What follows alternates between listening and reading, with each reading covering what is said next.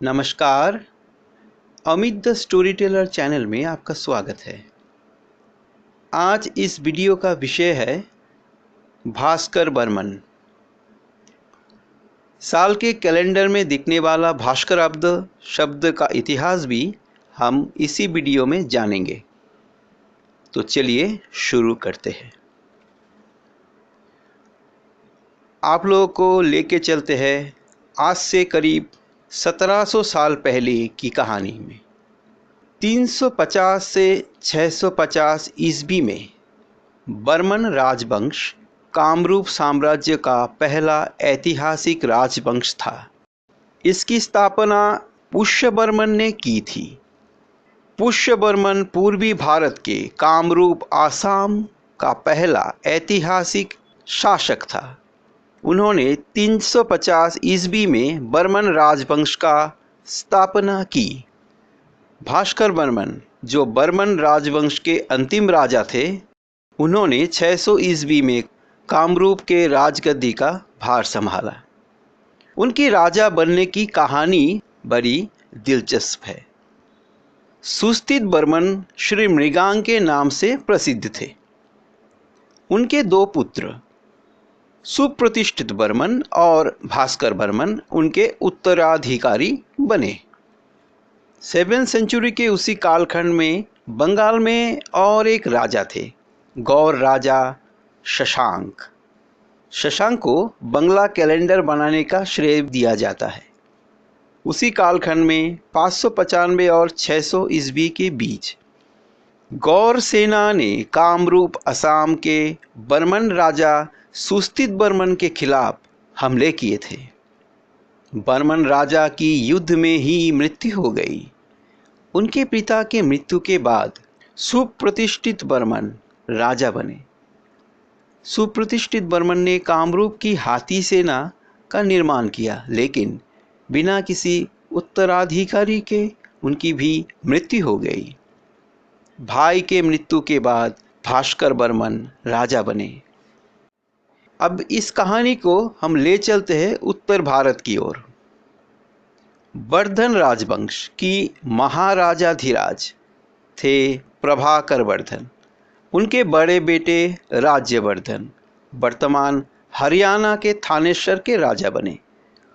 उनकी हत्या हो जाती है और शक होता है गौर राजा शशांक के ऊपर, जिनके बारे में पहले ही वीडियो के शुरू में बात किया था। राज्यवर्धन के मृत्यु के बाद उनकी भाई हर्षवर्धन थानेश्वर के राजा बनते हैं।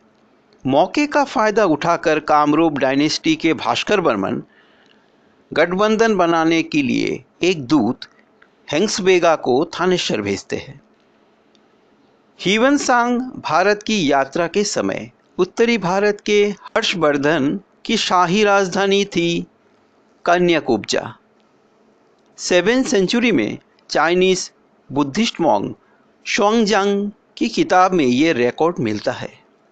संस्कृत कवि बाणभट्ट की हर्षचरित में हर्ष के साथ कामरूप के दूत हेंग्सबेगा की मुलाकात का विस्तृत विवरण दिया गया है। हेंग्सबेगा उपहार और प्रशंसा देकर दोनों राजाओं के बीच एक राजनैतिक, आक्रामक और रक्षात्मक गठबंधन बनाने में सक्षम हुए। भास्कर बर्मन से लेकर हर्षवर्धन तक के उपहार में ज़्यादातर भूमि के उत्पाद शामिल थे। बहुमूल्य रत्नों से जड़ी उत्कृष्ट कारीगरी की शाही छतरी, सची छाल पर लिखी पुथी, रंगे बेत चटाई, अगर रेशम की थैलियों में कस्तूरी, मिट्टी के बर्तन में तरल गुड़, पेंटिंग, बर्तन, बेत से बने और सोने से जड़े पिंजरे में ब्राह्मणी बतखों का एक जोड़ा और काफ़ी मात्रा में रेशम के कपड़े थे।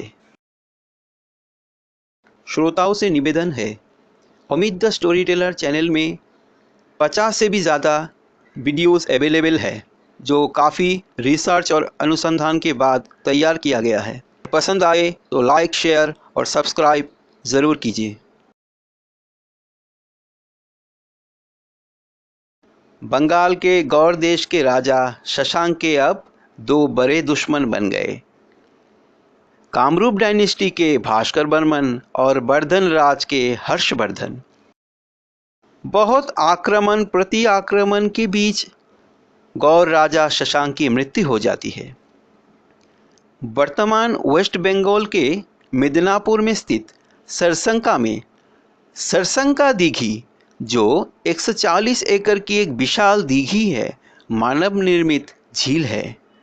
बंगाली लोक कथाओं और किंवदंती के अनुसार राजा शशांक के आदेश पर दीघी की खुदाई की गई थी। ऐसा माना जाता है कि बंगाली कैलेंडर बंगाब्दो का विकास राजा शशांक के शासनकाल में हुआ था। गौड़ देश के राजा शशांक के मृत्यु के बाद शशांक का उत्तराधिकारी उसका पुत्र मानव था, जिसने 8 महीने तक राज्य पर शासन किया। हालांकि गौर जल्दी ही कामरूप के भास्कर बर्मन और हर्षवर्धन के बीच विभाजित हो गया।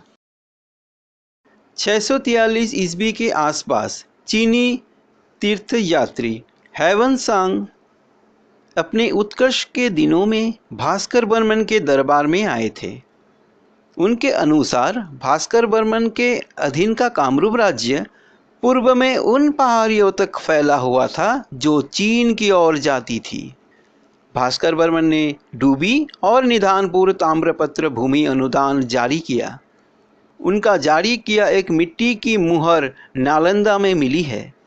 भास्कराब्द एक युग जो 7वीं शताब्दी के स्थानीय शासक भास्कर बर्मन के राज्यारोहण की तारीख से गिना जाता है। ये चंद्रमा और सौर वर्ष दोनों चरणों पर आधारित है। इसकी शुरुआत तब हुई जब भास्कर बर्मन को कामरूप साम्राज्य का शासक नियुक्त किया गया था। आज भी बंगाल और उत्तर पूर्वी भारत में भास्कराब्द कैलेंडर तैयार किया जाता है। भास्कराब्द और ग्रेगोरियन कैलेंडर प्रेजेंट ईयर 2025 के बीच 593 वर्ष का अंतर है। भास्कर बर्मन के शासनकाल लगभग 650 ईस्वी में समाप्त हो गया था। श्रोताओं से निवेदन है, Amit the story teller channel में 50 से भी ज़्यादा वीडियोस अवेलेबल है, जो काफ़ी रिसर्च और अनुसंधान के बाद तैयार किया गया है। और पसंद आए तो लाइक, शेयर और सब्सक्राइब ज़रूर कीजिए। नमस्कार।